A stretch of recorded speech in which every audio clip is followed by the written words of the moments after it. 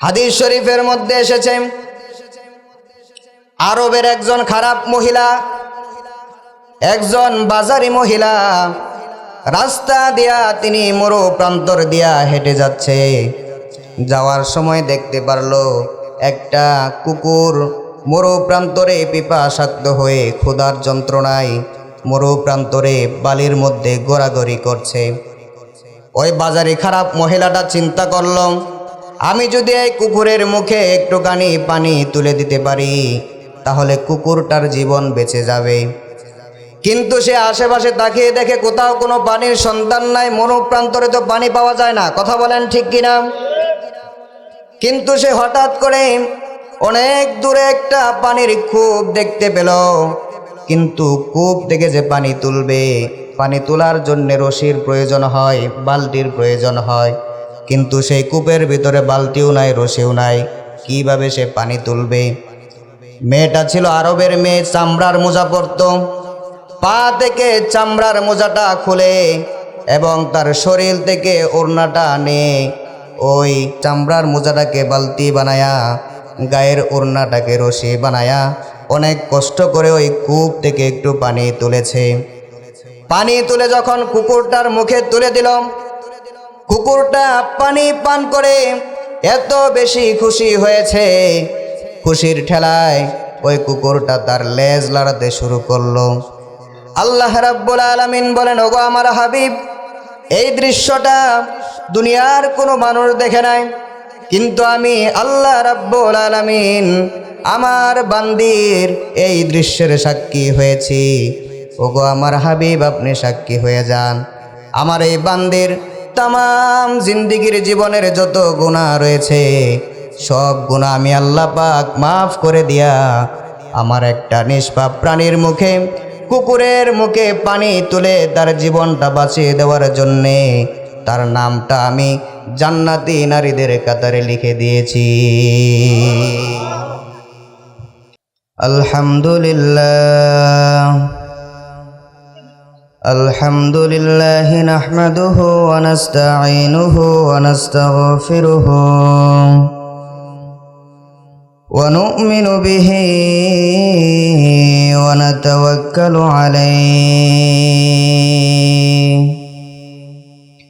ونعوذ بالله من شرور أنفسنا ومن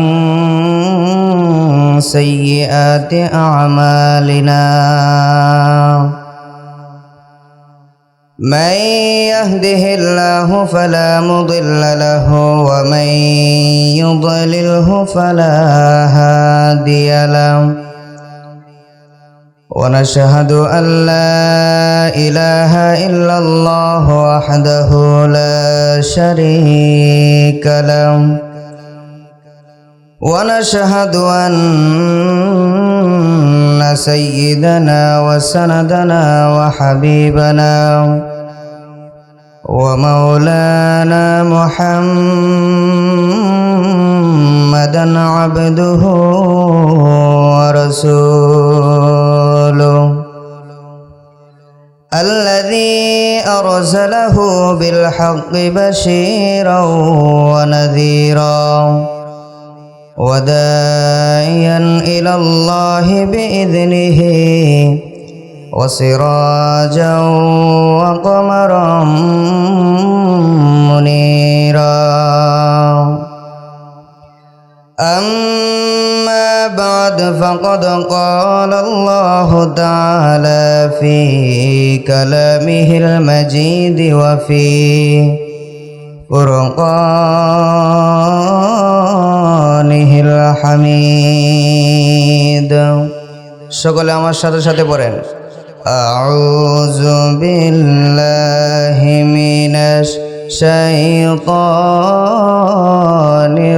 রাজিম বিসমিল্লাহির রহমানির রহিম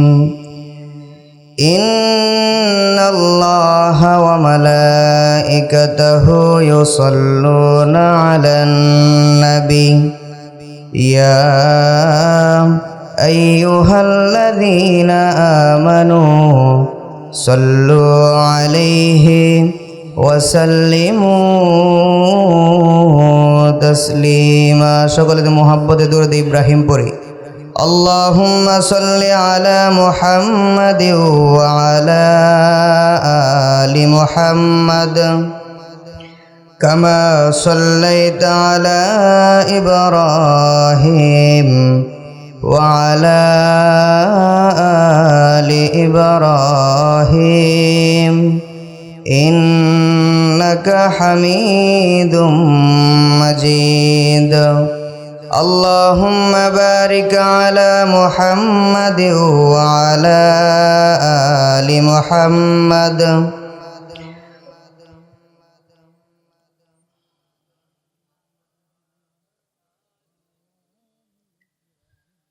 ইন্নাকা হামিদুম মাজিদ। সকলে একটু জিকির করি লা ইলাহা, একটু সামনে আগায় আগায় বসি লা ইলাহা। সবাই একটু জায়গাটা একটু লইরে একটু সামনে আগায় বসি সবাই। লা ইলাহা লা ইলাহা লা ইলাহা ইল্লাল্লাহ লা ইলাহা লা ইলাহা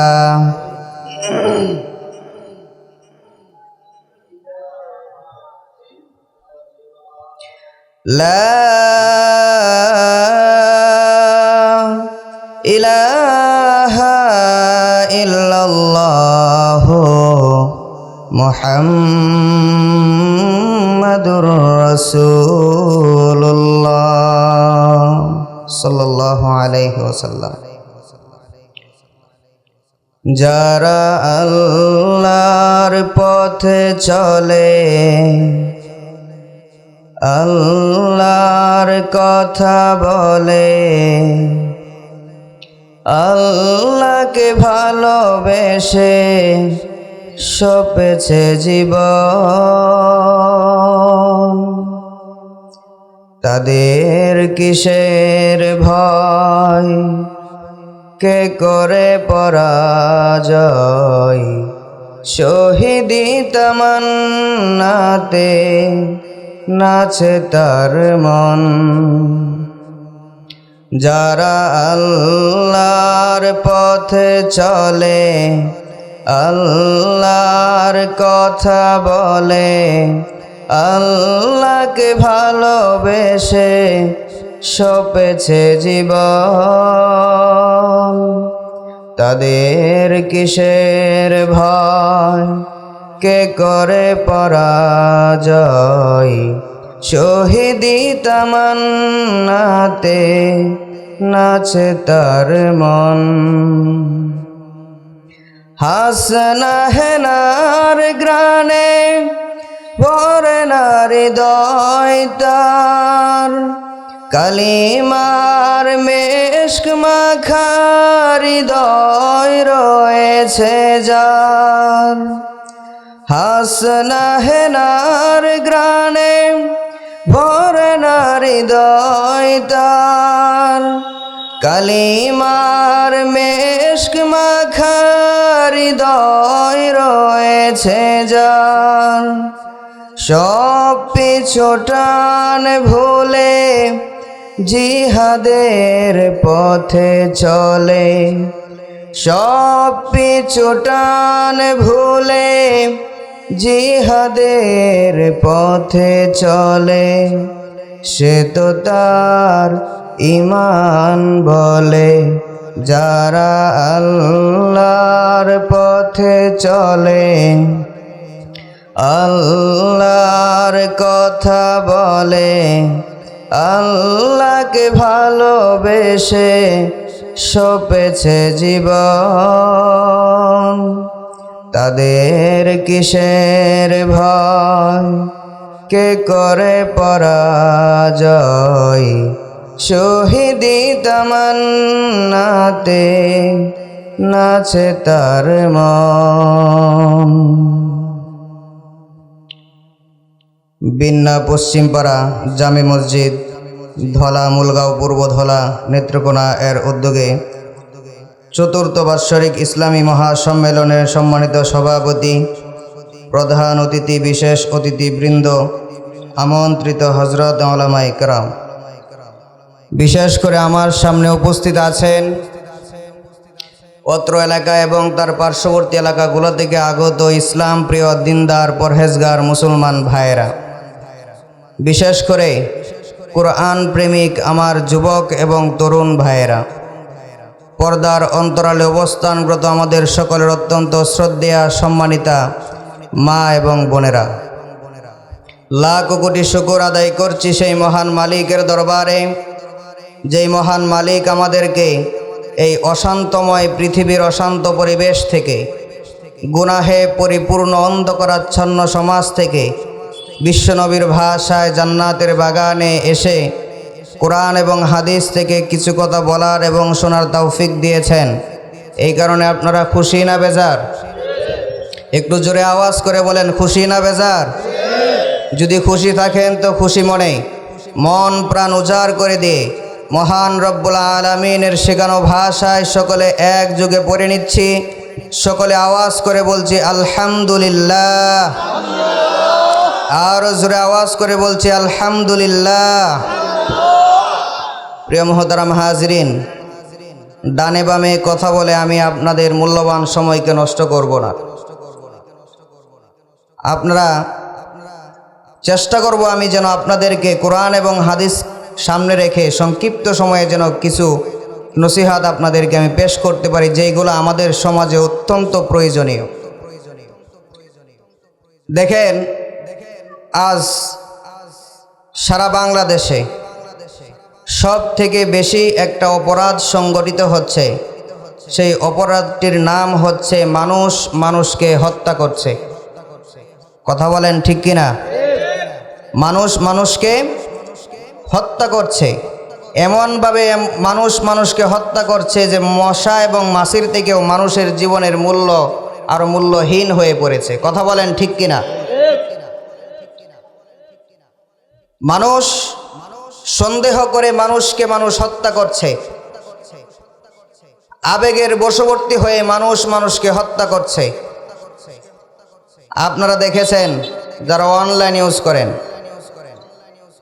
গত 2-1 মাস আগে তুফাজ্জল নামক একটা ছেলে মানসিক ভারসাম্যহীন, ঢাকা বিশ্ববিদ্যালয়ের কিছু ছাত্ররা তাকে মোবাইল চুরির সন্দেহ করে তাকে পিটিয়ে হত্যা করেছে।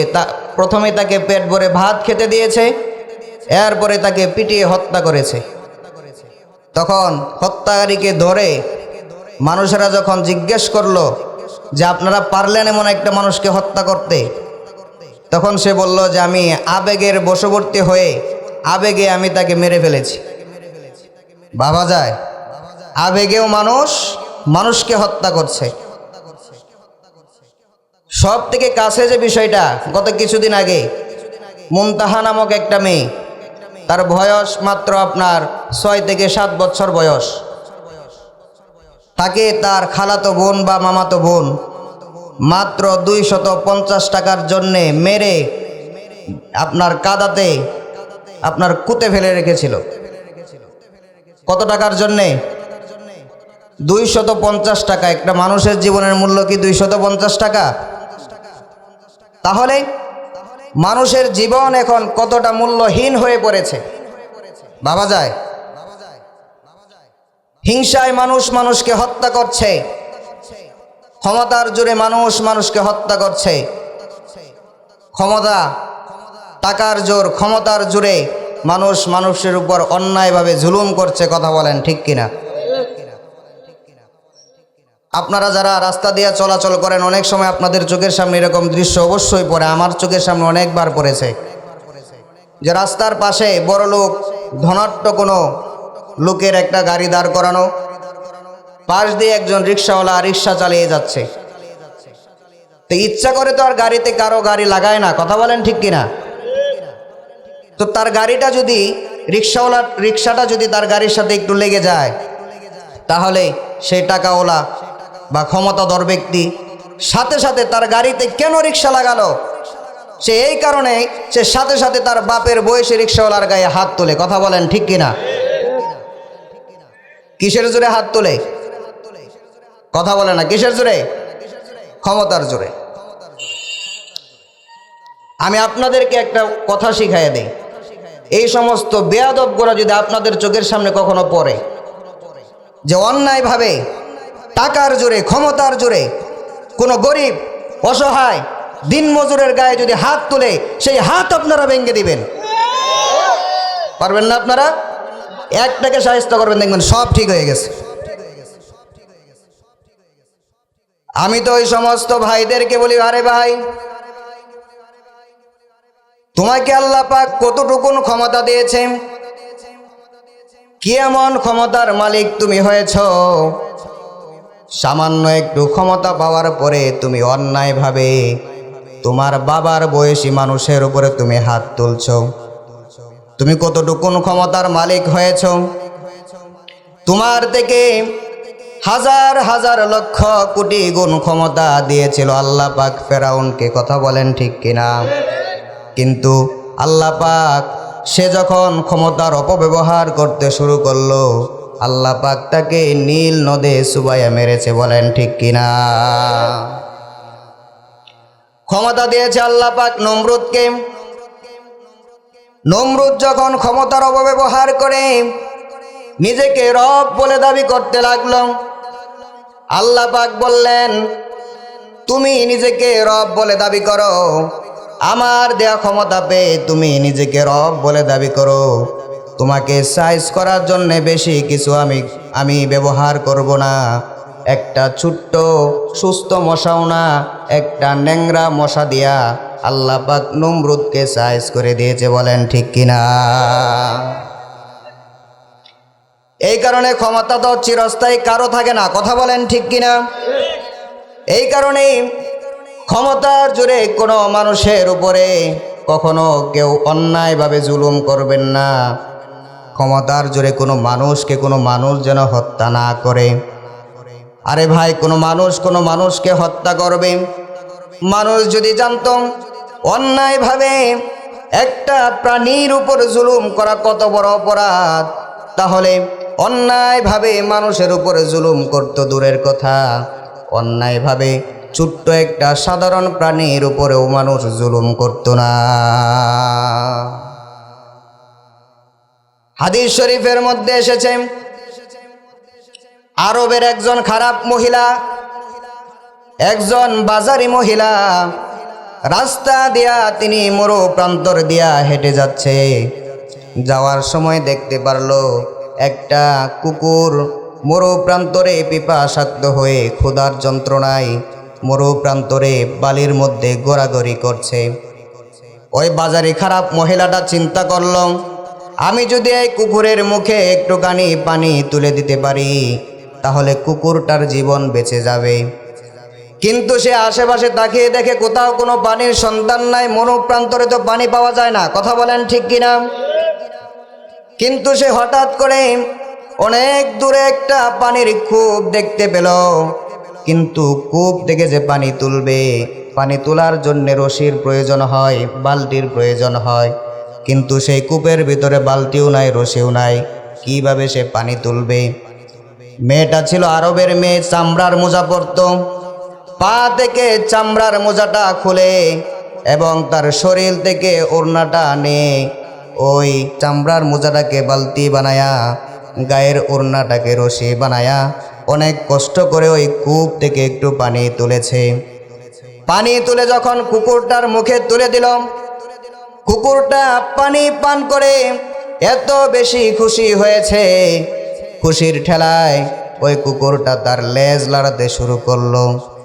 আল্লাহ রাব্বুল আলামিন বলেন, ওগো আমার হাবিব, এই দৃশ্যটা দুনিয়ার কোনো মানুষ দেখে নাই, কিন্তু আমি আল্লাহ রাব্বুল আলামিন আমার বান্দির এই দৃশ্যের সাক্ষী হয়েছি। ওগো আমার হাবিব, আপনি সাক্ষী হয়ে যান। আমার এই বান্দির তামাম জিন্দিগির জীবনের যত গুনাহ রয়েছে সব গুনাহ আমি আল্লাহ পাক মাফ করে দিয়া আমার একটা নিষ্পাপ প্রাণীর মুখে, কুকুরের মুখে পানি তুলে তার জীবনটা বাঁচিয়ে দেওয়ার জন্যে তার নামটা আমি জান্নাতি নারীদের কাতারে লিখে দিয়েছি। ভিন্ন এক হাদিস শরীফের মধ্যে এসেছে, তিরমিজি শরীফের হাদিস, আরেকজন মহিলা 5 ওয়াক্ত নামাজ পড়ে, তাহাজ্জুদ পড়ে, রোজা রাখে, এমন কোনো ইবাদত বাকি নাই যেই ইবাদত সেই মহিলা করে না। কিন্তু সেই মহিলার ঘরে একটা বিড়াল ঢুকেছে, বিড়ালটাকে সে বেঁধে ফেলেছে, কারণ বিড়ালটা তার খাবারের মধ্যে মুখ দিয়েছিল।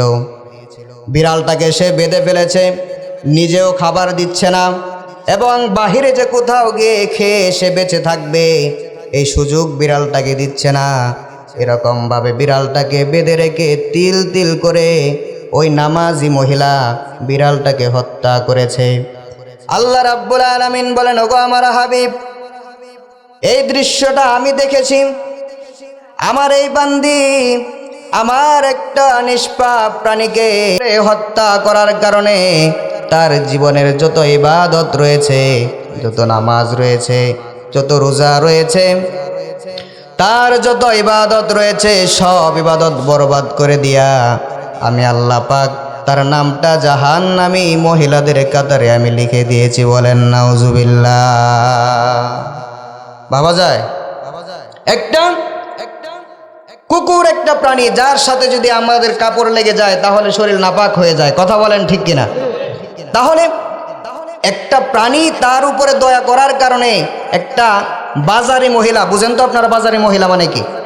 তো সেই মহিলার জীবনের সব গুনাহ মাফ করে দিয়া একটু দয়া দেখানোর কারণে তার নামটা আল্লাহ জান্নাতি মহিলাদের কাতারে তুলে দিয়েছে। আর 5 ওয়াক্ত নামাজি একজন মহিলা একটা বিড়াল তার প্রতি তাকে জুলুম করার কারণে আল্লাহ পাক তার ইবাদত সব ইবাদত বরবাদ করে দিয়া তার নামটা জাহান্নামী মহিলাদের কাতারে লিখে দিয়েছে। তাহলে আল্লাহর কাছে কি কুকুর বিড়ালের থেকে মানুষের জীবনের মূল্য কম নাকি বেশি? আরে ভাই আওয়াজ দেন না, কম নাকি বেশি? মানুষ তো আশরাফুল মাখলুকাত, কথা বলেন ঠিক কিনা? সৃষ্টির সেরা জীব হচ্ছে আশরাফুল মাখলুকাত, ঠিক কিনা? মানুষের জীবনের মূল্য আল্লাহর কাছে অনেক বেশি। আরে মানুষ যদি অন্যায় ভাবে তো একটা কুকুরকেও বিড়ালকেও হত্যা করা নিষেধ করে দিয়েছেন, তাহলে মানুষ হত্যার বিষয়ে আল্লাহ পাক কেমন কঠোরতা অবলম্বন করেছেন। আল্লাহ রাব্বুল আলামিন কোরআনে কারিমে বলেন, মান ক্বাতালা নাফসান বিগাইরি নাফসিন আও ফাসাদিন ফিল আরদি ফাকান্নামা ক্বাতালান নাস জামিআ। আল্লাহ রাব্বুল আলামিন বলেন, কোনো মানুষ যদি অন্যায়ভাবে কোনো মানুষকে হত্যা করে, বিনা কারণে কোনো মানুষ যদি কোনো মানুষকে হত্যা করে, তাহলে সে যেন একজন মানুষকে হত্যা করলো না, ক্বাতালান নাস জামিআ, সে যেন তামাম দুনিয়ার সকল মানুষদেরকে হত্যা করে ফেলল। একই আয়াতের পরের অংশে আল্লাহ রাব্বুল আলামিন বলেন, ওয়ামান আহইয়াহা ফাকান্নামা আহইয়ান নাস জামিআ। আল্লাহ রাব্বুল আলামিন বলেন, এবং কোনো মানুষ যদি কোনো মানুষকে নিশ্চিত মৃত্যুর হাত থেকে বাঁচায়া দেয়, নিশ্চিত মৃত্যুর হাত থেকে কোনো মানুষ যদি কোনো মানুষকে বাঁচায়া দেয়, তাহলে সে যেন একজন মানুষের প্রাণ বাঁচালো না, আহইয়ান নাস জামিআ, সে যেন তামাম দুনিয়ার সকল মানুষের জান বাঁচায়া দিল। তাহলে একবার এখান থেকে আপনি চিন্তা করেন মানুষের জীবনের কত মূল্য। একজন মানুষকে হত্যা করা মানে একজনকে হত্যা করা না, একজন মানুষকে আপনি হত্যা করলেন মানে তামাম দুনিয়ার সকল মানুষকে হত্যা করলেন, কথা বলেন ঠিক কিনা? আর যদি একজন মানুষের জীবন আপনি বাঁচাইয়া দিতে পারেন, তাহলে আপনি যেন একজন মানুষের জীবন বাঁচালেন না, আহইয়ান নাস জামিআ, আপনি যেন তামাম দুনিয়ার সকল মানুষের জীবন বাঁচাইয়া দিলেন। তাহলে মানুষের জীবনের মূল্য আল্লাহর কাছে আছে না নাই? তো জোরে আওয়াজ করে বলেন আছে না নাই? এই কারণেই তো আল্লাহ রাব্বুল আলামিন মানুষের জীবনের হেফাজত করতে গিয়া জানের নিরাপত্তার জন্যে মানুষ যেন ক্ষমতার জোরে অন্যায়ভাবে মানুষকে হত্যা করতে না পারে, এই কারণে আল্লাহ রাব্বুল আলামিন কোরআনে কারিমে কঠোরতা অবলম্বন করেছেন শুধুমাত্র মানুষের জানের নিরাপত্তার জন্যে। আল্লাহ রাব্বুল আলামিন বলেন, ওয়াকাতাবনা আলাইহিম ফিহা আন্নান নাফসা বিন নাফসি ওয়াল আইনা বিল আইনি ওয়াল আনফা বিল আনফি ওয়াল উযুনা বিল উযুনি ওয়াস সিন্না বিস সিন্নি ওয়াল জুরুহা কিসাস। আল্লাহ রাব্বুল আলামিন বলেন, ওয়াকাতাবনা আলাইহিম ফিহা, আমি আল্লাহ পাক লিখিত বিধান তোমাদের কাছে পাঠিয়ে দিয়েছি। আন্নান নাফসা বিন নাফসি, জানের বদলাই জান, ওয়াল আইনা বিল আইনি, চোখের বদলাই চোখ, ওয়াস সিন্না বিস সিন্নি, দাঁতের বদলাই দাঁত, এরকম ভাবে ওয়াল জুরুহা কিসাস, যে যাকে যতটুকুন আঘাত করবে তোমরা তাকে ততটুকুন আঘাত ফিরাইয়া দাও। প্রিয় মুসলমান ভাইরা আমার, লক্ষ্য করেন আল্লাহ রাব্বুল আলামিনের কোরআনে কারিমের আয়াতের এই ভাষ্য অনুযায়ী একজন মানুষ যদি অন্যায়ভাবে কোনো মানুষের হাত ভেঙে দেয়, তাহলে আল্লাহর বিধান হচ্ছে তার হাত ভেঙে দাও। কথা বলেন ঠিক কিনা? অন্যায়ভাবে কোনো মানুষ যদি কোনো মানুষের পা ভেঙে দেয়, তাহলে তোমরাও তার পা ভেঙে দাও। কথা বলেন ঠিক কিনা? অন্যায়ভাবে কোনো মানুষ যদি কোনো মানুষের চোখ কানা করে দেয়, তাহলে তার চোখ তোমরা কানা করে দাও। এমনকি হুবহু যে যাকে যতটুকু আঘাত করবে তাকে ততটুকু আঘাত ফিরাইয়া দাও। এমনকি অন্যায়ভাবে কোনো মানুষ যদি কোনো মানুষকে হত্যা করে, তাহলে তাকেও তোমরা হত্যা করে ফেলো। বলেন ঠিক কিনা? প্রিয় মুসলমান ভাইরা আমার, বলেন তো দেখি এই বিধানটা কি মোল্লার নাকি আল্লাহর? জোরে আওয়াজ করে বলেন বিধান কার? আরো জোরে আওয়াজ করে বলেন বিধান কার? আমি তো শুধু বলতেই পারি না, আমি তো আল্লাহর কসম করে বলতে পারি, এই কিসাসের বিধান যদি আমার সমাজে বাস্তবায়ন হয়, তাহলে অন্যায়ভাবে কোনো মানুষ কোনো মানুষের উপর জুলুম অন্যায়ভাবে হত্যা করবে দূরের কথা, অন্যায়ভাবে কোনো মানুষের উপরে হাত তোলারও সাহস পাবে না। বলেন ঠিক কিনা? তাহলে বলেন তো দেখি, এই আইন সমাজে বাস্তবায়ন হোক, এটা কি আপনারা চান? আরো জোরে আওয়াজ করে বলেন, এটা কি আপনারা চান? আপনারা সকলে আওয়াজ করে বলেন, এই জমিন কার? আরো জোরে আওয়াজ করে বলেন, জমিন কার? কোরআন কার? আল্লাহর জমিনে আল্লাহর কোরআনের আইন কায়েম হবে, এটা কারা কারা চান? দু হাত তুলে আল্লাহকে দেখায়া দেয়। রাজি আছেন আপনারা ইনশাল্লাহ? প্রিয় মুসলমান ভাইরা আমার, কোনো মানুষ যদি কোনো মানুষকে হত্যা করে, তাহলে এখন জোরে আওয়াজ করে বলেন তো দেখি বিধান কি? তাকেও হত্যা করতে হবে। কথা বলেন ঠিক কিনা? আপনারা ইদানিং একটা খবর দেখেছেন, একজন মুসলিম আইনজীবী, তার নাম হচ্ছে সাইফুল ইসলাম আলিফ। কি নাম? সাইফুল ইসলাম আলিফ। সে একজন মুসলমান, একজন ধার্মিক একজন মানুষ, সে একজন আইনজীবী।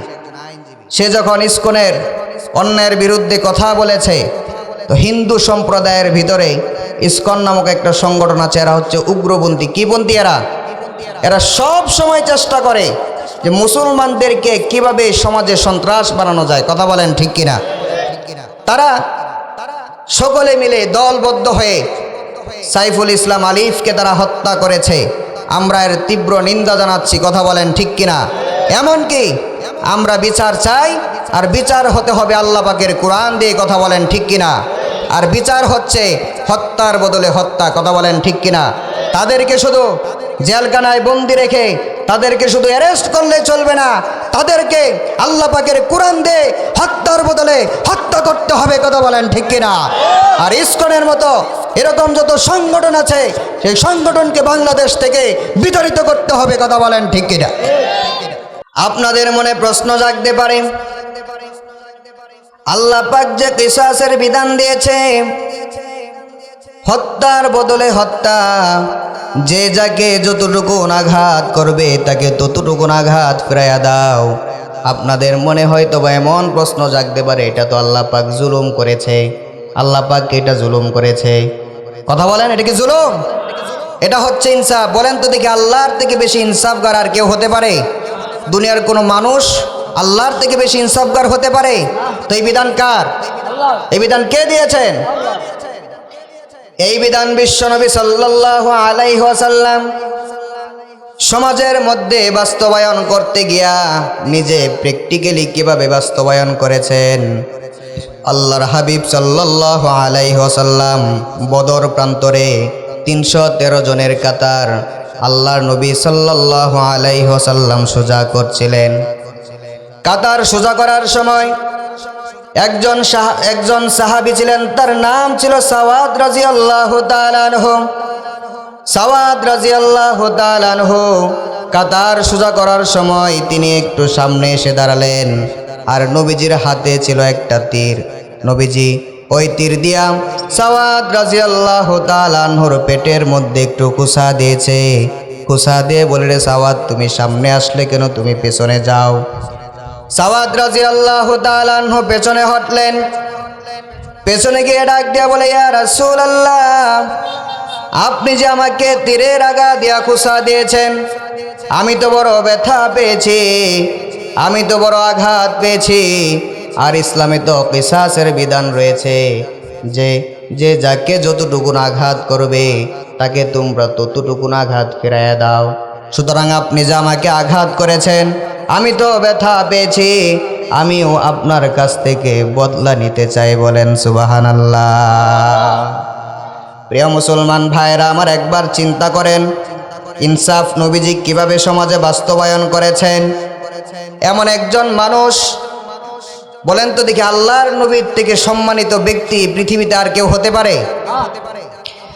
একজন সাধারণ সাহাবী এমন একজন নবীর কাছ থেকে বদলা নিতে চাইছিলেন। আমার নবী তো সাধারণ কোনো মানুষ নয়, আমার নবী এমন মহামানব। আমার নবী যখন রাস্তা দিয়া রৌদ্রের মধ্যে হেঁটে যেতেন, আমার নবীর গায়ে যেন রৌদ্রের তাপ না লাগে। আল্লাহ রাব্বুল আলামিন আকাশের মেঘমালাকে আমার নবীর জন্য ছায়া বানায় দিতেন। সুবহানাল্লাহ পড়েন। আমার নবী তো এমন মহামানব। আমার নবী যখন ক্লান্ত হইয়া পরিশ্রান্ত হয়ে বিশ্রাম নেয়ার জন্যে কোনো মৃত গাছের নিচে যখন বসে পড়ত, আমার নবীকে ছায়া দেওয়ার জন্যে সাথে সাথে ওই মৃত গাছটা জীবিত হইয়া পাতা পল্লবে সজ্জিত হয়ে সুশোভিত হয়ে আমার নবীজিকে ছায়া দিত। বলেন সুবহানাল্লাহ। আমার নবীজি তো এমন মহামানব। আমার নবী যখন কোনো দুর্বল উটের পৃষ্ঠে সওয়ার হয়েছে, দুর্বল উটটা সবল হয়ে যেত। আমার নবীজি এমন মহামানব, আমার নবীজির শাহাদাত আঙ্গুলের ইশারায় চাঁদ দ্বিখণ্ডিত হয়ে যায়।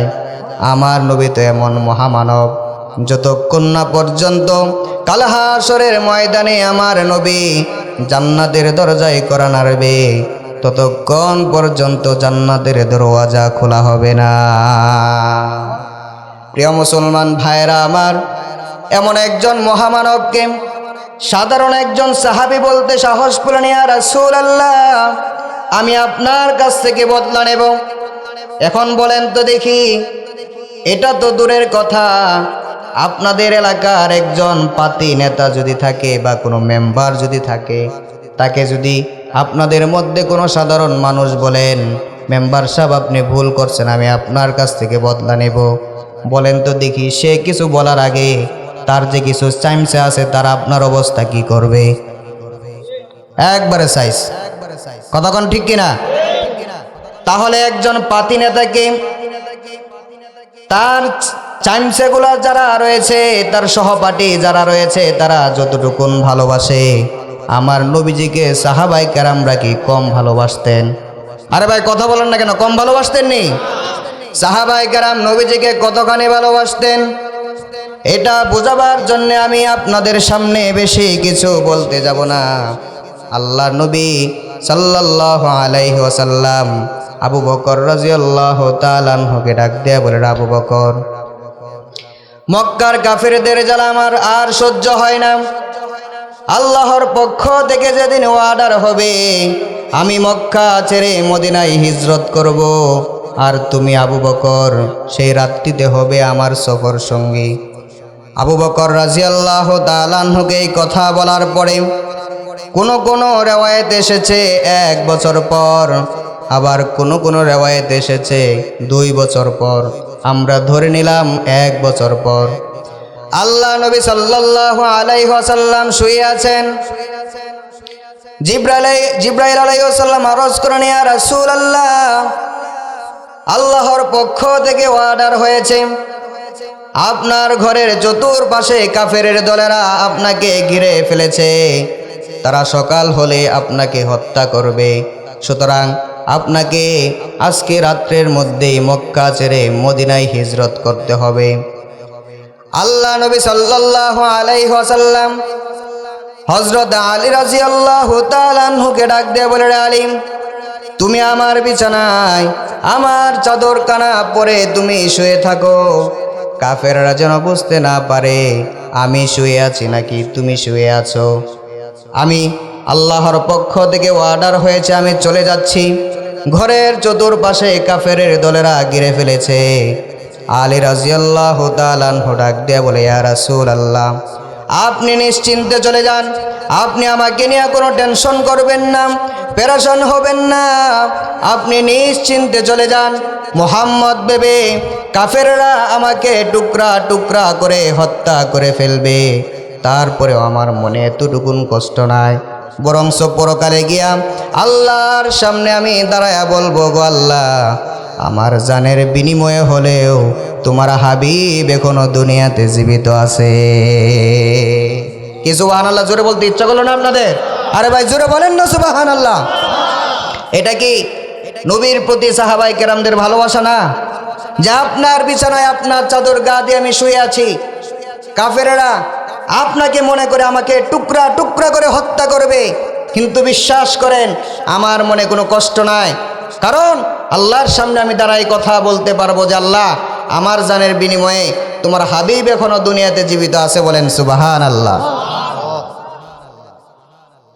আল্লাহ নবী সাল্লাল্লাহু আলাইহি ওয়াসাল্লাম ঘর থেকে বাহির হয়ে গেলেন,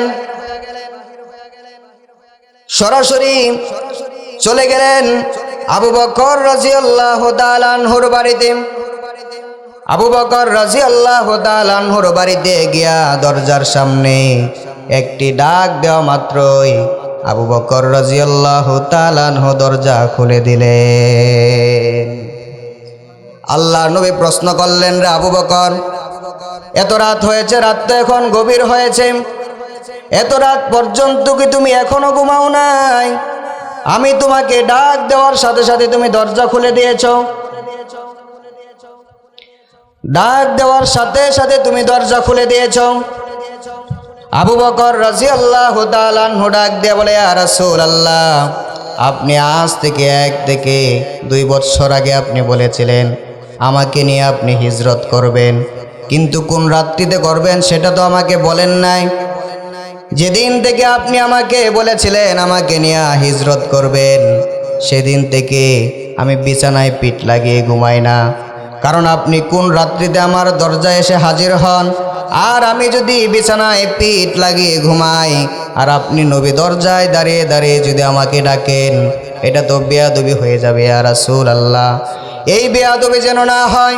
যেদিন থেকে আপনি আমাকে বলেছেন কোনো এক রাত্রিতে আমাকে নিয়ে হিজরত করবেন, আল্লাহর কসম করে বলি সেদিন থেকে আমি আবু বকর বিছানায় পিঠ লাগিয়ে ঘুমাই না। আপনি নবীর অপেক্ষায় আমি আবু বকর সেই দিন থেকে দরজার সাথে পিঠ লাগায়া লাগায়া ঘুমাই। প্রিয় মুসলমান ভাইরা আমার, বলেন তো দেখি, এটা কি নবীর প্রতি সাহাবায়ে কেরামদের ভালোবাসা না? আরো জোরে আওয়াজ করে বলেন, ভালোবাসা না? এরকমভাবে উদাহরণ যদি আমি আপনাদের সামনে দিতে থাকি, অনেক উদাহরণ আপনাদের সামনে আমি দিতে পারবো, কথা বলেন ঠিক কিনা? এরকমভাবে সাহাবায়ে কেরামরা নবীজিকে ভালোবাসতেন, সাহাবায়ে কেরামরা নবীজিকে এত রাসূলুল্লাহ, আমি আপনার কাছ থেকে বদলা নেব। আল্লাহ নবী কোনো রাগ করলেন না, বিরক্ত হলেন না। আল্লাহ নবী সাল্লাল্লাহু আলাইহি ওয়াসাল্লাম সাওয়াদ রাদিয়াল্লাহু তাআলা আনহুর কাছে তীরকানা উঠাইয়া দিলেন। সাওয়াদ রাদিয়াল্লাহু তাআলা আনহু তীরকানা হাতে নিয়ে বলে, ইয়া রাসূলুল্লাহ, আপনি যখন আমাকে তীরের আগা দিয়া খুসা দিয়েছিলেন, আমার তো দেহটা তখন খালি ছিল, কিন্তু আপনার দেহটা তো চাদর দিয়ে ঢাকা। আগে আপনার দেহ থেকে চাদর কানা সরাইয়া দেন, তারপরে আপনার কাছ থেকে আমি বদলা নেব। আল্লাহ নবী, দয়ার নবী, মায়ার নবী, ইনসাফ প্রতিষ্ঠার জন্যে সাথে সাথে নিজের দেহ থেকে চাদরখানা সরাইয়া দিলেন। সাথে সাথে সাওয়াদ রাদিয়াল্লাহু তাআলা আনহু পাগল পারা হইয়া আমার নবীজিকে জড়ায়া দইরা আমার নবীজির গোটা দেহের মধ্যে চুমা খাইতে লাগলে। আরে জোরে বলেন না সুবহানাল্লাহ। আল্লাহ নবী প্রশ্ন করলেন, রে সাওয়াদ, তুমি এরকমটা কেন করলাম? সাওয়াদ রাদিয়াল্লাহু তাআলা আনহু বলে, ইয়া রাসূলুল্লাহ, আমরা তো মাত্র 313 জন নিরস্ত্র, আমাদের কাছে তো কোনো অস্ত্র নাই। 1000 সশস্ত্র কাফের বাহিনীর পক্ষে বিপক্ষে আমরা যুদ্ধে করতে যাচ্ছি। জানি না বাঁচবো কিংবা মরে যাব। যদি শাহাদাতের পেয়ালা পান করে যদি পরকালে চলে যায়, আল্লাহর সামনে যেন দাঁড়াই কথা বলতে পারি, ওগো আল্লাহ, তুমি আমার দেহটাকে জাহান্নামের আগুনে পোড়াতে পারবে না, কারণ আমার এই দেহটা তোমার হাবিব বিশ্ব নবী জনাবে মুহাম্মদুর রাসূলুল্লাহ সাল্লাল্লাহু আলাইহি ওয়াসাল্লামের দেহর সাথে লাগিয়েছি। বলেন সুবহানাল্লাহ। তাহলে এরকম ভাবে ইনসাফ প্রতিষ্ঠা করেছেন বিশ্বনবী জনাবে মুহাম্মদুর রাসূলুল্লাহ সাল্লাল্লাহু আলাইহি ওয়াসাল্লাম। আর সেই ইনসাফটা হচ্ছে কিসাস। সেই ইনসাফ কি? জানের বদলায় জান। যে যাকে যতটুকুন আঘাত করবে তাকে ততটুকুন আঘাত ফিরিয়ে দিতে হবে। এবার আপনারা জোরে আওয়াজ করে বলেন, এটা কি জুলুম নাকি ইনসাফ? আরো জোরে আওয়াজ করে বলেন, এটা কি জুলুম নাকি ইনসাফ? আল্লাহ পাক আমাদেরকেও কোরআনে কারিমে যত বিধিবিধান রয়েছে প্রত্যেকটা বিধিবিধান মেনে চলার মতো তৌফিক দান করুক। সকলে বলে আমিন। ওয়া আখিরু দাওয়ানা আলহামদুলিল্লাহি রাব্বিল আলামিন। আসসালামু আলাইকুম ওয়া রাহমাতুল্লাহি ওয়া বারাকাতুহু।